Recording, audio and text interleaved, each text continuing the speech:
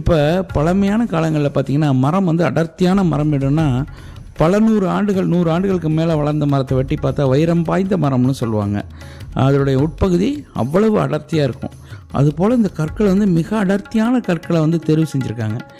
இல்லைன்னா வந்து இவ்வளவு அழகான ஒரு கலையை வந்து ஒரு கற்கள் மேலே வந்து தன்னுடைய ஓவிய திறமையும் சிற்ப திறமையும் வெளிப்படுத்துறதுக்கு வந்து அந்த பொருளை எடுத்திருக்காங்கன்னா அப்போ எவ்வளவு தேர்வு செஞ்சு அதை எடுத்திருப்பாங்கன்னு பாருங்களேன். நம்ம சாதாரண ஒரு தேர்வு எழுத போனால் எப்படி நம்ம வந்து தாளையோ இல்லை எழுதுகோலையோ எப்படி வந்து நம்ம வந்து ஆங்கிலத்தில் செலக்ட் பண்ணுறோன்றோம், சூஸ் பண்ணுறோன்றோம், அது மாதிரி வந்து நம்ம வந்து ஒரு தேர்வு செய்து தானே எடுத்துகிட்டு போகிறோம். அப்படின்னா இவ்வளோ பெரிய கலைப்படைப்பை படைக்கும்போது எவ்வளோ தரமான வந்து அதனுடைய அடிப்படை பொருட்களான கற்களை வந்து தேர்வு செஞ்சுருப்பாங்கன்னு பாருங்களேன். மிக அடர்த்தியான கற்கள். அதனால தான் இவ்வளவு அழகான கலைப்படைப்புகள் இருக்குது. இப்போ பாருங்கள்.